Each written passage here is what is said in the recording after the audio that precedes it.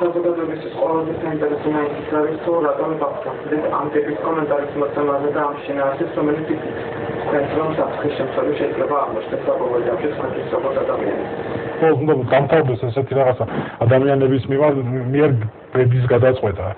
აი ხომ გამოგონილი კადრებიდან გამომდინარე ეს არ არის და პიროვნებას როგორც მე პიროვნებას არანაირი ინტერესი ვინმეს მიმართ არ მომოძრავებს. უბრალოდ ეს არის ფაქტი, რომელიც ასე თუ ისე რაღაც გარემოების ხედვაში მოხდა ჩემის მხრიდან და ჩავთვალე აი ამაზე ადამიანხუჭა თვალი.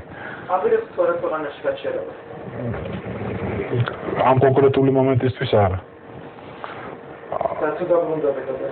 აუცილებლად აქვს ცხოვრობს სამეგობრო მყავს და წაემ აქვს ჩემი სადაც ცხოვრობ ჩვეულებრივი ადამიანების ცხოვრებით ვაპირებ ცხოვრებას.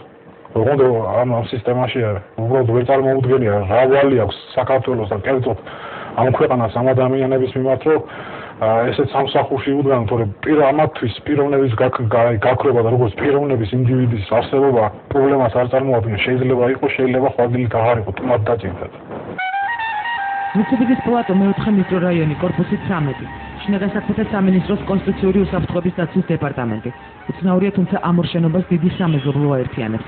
სანდრო გირგულიანის მკვლელობისთვის გასამართლებული პირები და კუდის ყოფილი თანამშრომლები მიხეილ ბიბიურიძე, გია ალონია, ასევე კონსტიტუციური უსაფრთხოების დაცვის დეპარტამენტის მაღალჩინოსანი სოფო სოფურიძე მეზობლები და ყოფილი თანამშრომლები არიან. თუმცა ჯერჯერობით კითხვის ნიშნის ქვეშ დგას მათი თანამშრომლობის წარსულში მოხსენება, რადგან შესაძლოა არსებული ფოტომასალის თანახმად ირკვევა, რომ სოფურიძე ეგრეთ წოდებულ პატიმრებს ხშირად სტუმრობს. მობილური ტელეფონით გადაღებულ ამ კადრზე ჩანს სოფო სოფურიძე, რომლის ამოცნობაც მისთვის დამახასიათებელი სპეციფიური გარეგნობით რთული არ არის. აცხადებს მაესტროს წყარო. ბატონი სოსო აბრძანდება მხოლოდ ერთ-ერთი სტუმარი აღნიშნულ დაწესებულებაში და ბატონ სოსოს კონკრეტულად პიროვნებების მიმართ ვინც იქ არიან დაკავებულები ამ მომენტისათვის აკავშირებს წლების წინ ურთიერთობა, რომელიც გამომდინარეობს იქედან, რომ ცხოვრობდნენ ერთ საცხოვრებელ ბინაში, კორპუსში კონკრეტულად. ცნობილ სტუმრებს შორის, როგორც ეს პიროვნება აცხადებს, არიან ბაჩო ახალაია და რამდენადაც უცნაურად არ უნდა ჟღერდეს პროფკავშირების თავმჯდომარე ირაკლი პეტრიაშვილი, რომელიც ასევე წყაროს ინფორმაციით კუდის მაღალჩინოსის ორჯონიკიძის ახლონათესავია. საზოგადოება ამ ხალხს თვლის, როგორც მსჯავრდებულებს, ეს ხალხი მსჯავრდებულები არ არიან, ეს ხალხი არიან ჩვეულებრივ სამსახურში. პროფკავშირების თავმჯდომარე, რომელიც არის ერთ-ერთი კონსტიტუციური უსაფრთხოების დეპარტამენტის მაღალჩინოსანის ნათესავი. თუ არ ვცდები ორჯონიკიძის.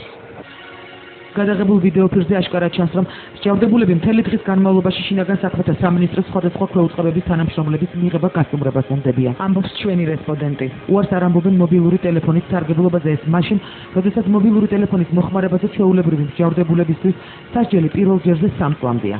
ეს ადამიანები ციხის ეზოში თავისუფლად მოძრაობენ და მობილურიც მათი ყოველდღიური მოხმარების საგანია. კადრებშიც ისიც კარგად ჩანს, თუ როგორ უდეს ერთ-ერთი სტუმარი გირგულიანის მკვლელობისთვის გასამართლებულ ალექსანდრე ხაჭავას შავ პარკში გაურკვეველ საგანს.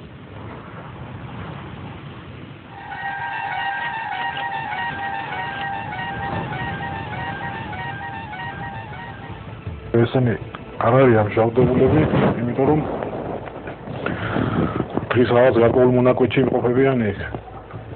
ხდება შეხვედრები ჩვეულებრივ, როგორც მნიშვნელობა არ აქვს საბურთალოზე მიხვალთ შენობაში საქმის გადასაწყვეტად თუ აუჯალაში.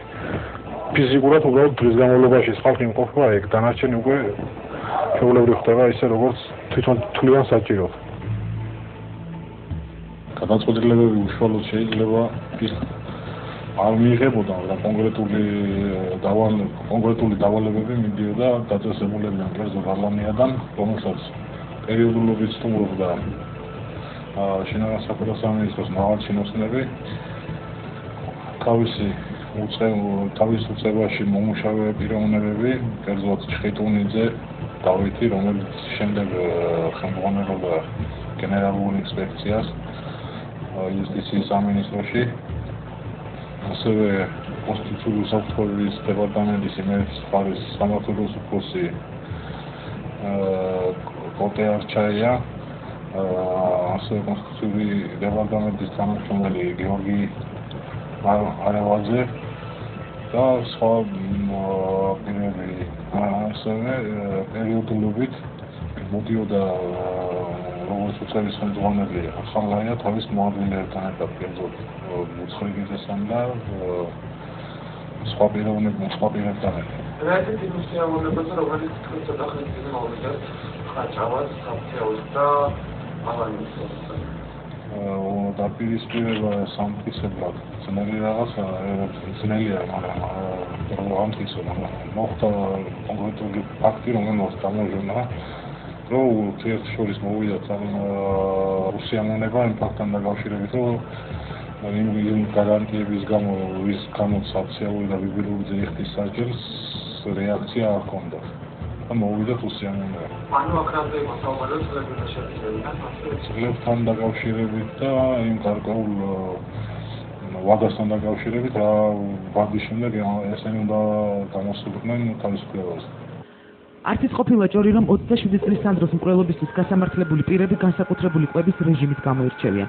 ღამის 3 საათზე გადაღებულ კადრებზე ჩანს, რომ ორი პიროვნება ტაფით და სამწვადით ხელში ეგრეთ წოდებულ სასადილოში გაშლილ სუფრასთან შედის და გამოდის. თუმცა საყურადღებოა, რომ ამ სასადილოზე პასუხისმგებლობა ერთ-ერთ კომპანიას აქვს აღებული, რომლის თანამშრომლებიც უბრალოდ 6 საათამდე დაქირავებული მუშახელია.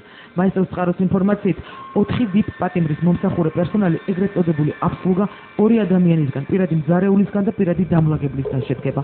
მზარეული გია მუხიბულაშვილი და დამლაგებელი გია ბურჯანაძეა. ეს განთქმული თემაა.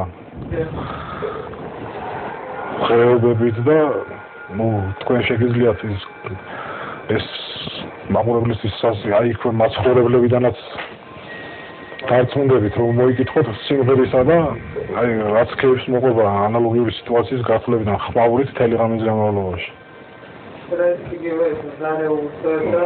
ეს ადგილობრივი ეგრეთ წოდებული აბსლუგის თანამშრომლები არიან, რომლებსაც აქვთ განსაკუთრებული უფლება, რომ შევიდნენ კონკრეტულ აი ამ ტერიტორიაზე მოემსახურონ და რაღაც პრივილეგიებიც არგებლობენ თავისთავად.